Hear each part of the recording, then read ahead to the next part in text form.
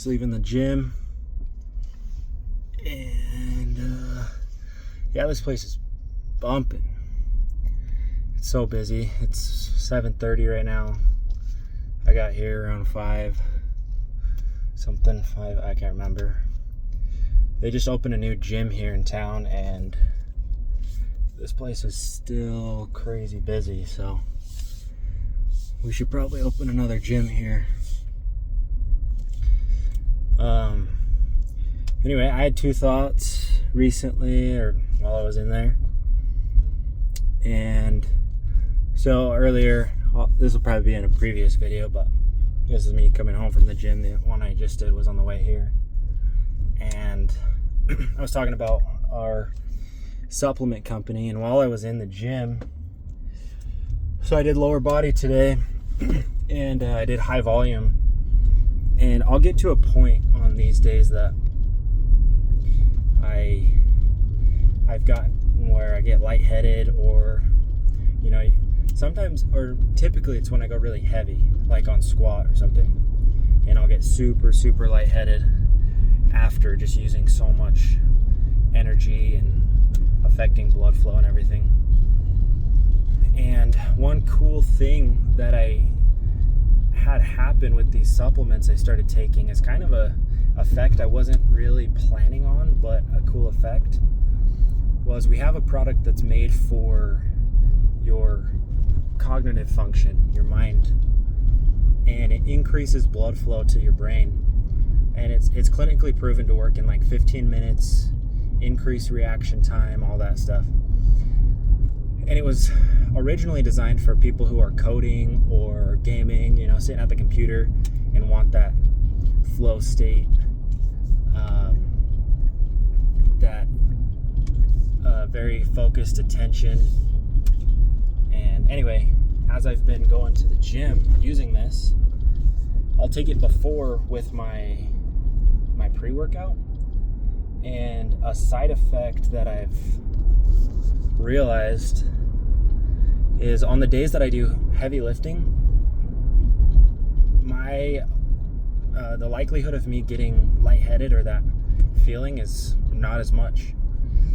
And I think it has to do with, one, our pre-workout increases blood flow and your viscosity to help open up your blood vessels, and 2, our mind supplement is getting blood flow to the brain.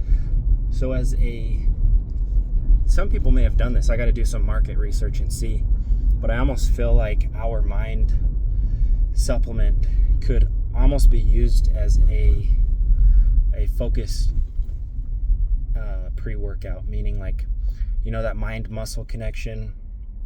One, so when you are getting those deep stretches or the flex at the top of a movement, as well as helping increase blood flow, helping you have just a crazy good intense workout, not just pumping you full of caffeine like some other products do. So anyway, the reason I brought this up is because I didn't take it today. I just took some pre-workout, and I got lightheaded today. I was doing high volume, and there was a second that I was feeling that effect again, and it just made me think like, I didn't take my mind supplement. So that was one. And 2, going on to the business side of things, I have a call coming up in the next couple days that I was kind of dreading. I'm not super excited about, and it's a business call. There's another company, there's someone I got to talk to, and there's a situation that was previously established before I came into this position, but it's something it's not a good, I'm trying to say it without saying too much, but it's just not a good thing for our company. So we need to figure out how to either cut ties or, just let them know like that, hey, this isn't working out for us.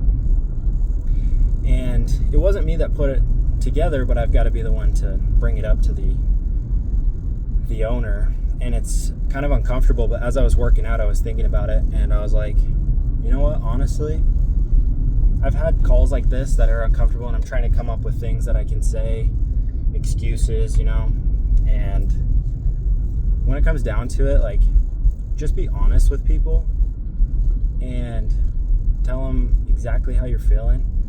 Like, we're all human, and they're just doing their job, I'm just doing my job. And I feel like you get to a point with people where, a lot of people, I wouldn't say this is for everybody, but a lot of people, you can get to a point where it's like, hey, this is kind of what we're thinking and how it's affecting our business.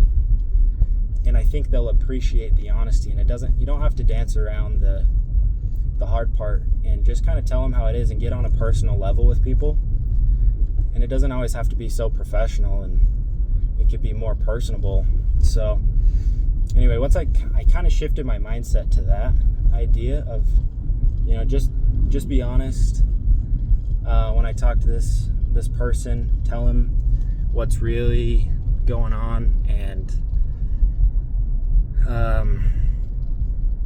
see if we can get on like a personal level of like, hey, this is genuinely affecting our company and we can't have it this way, and so I'm looking into alternate options and want to see what they have.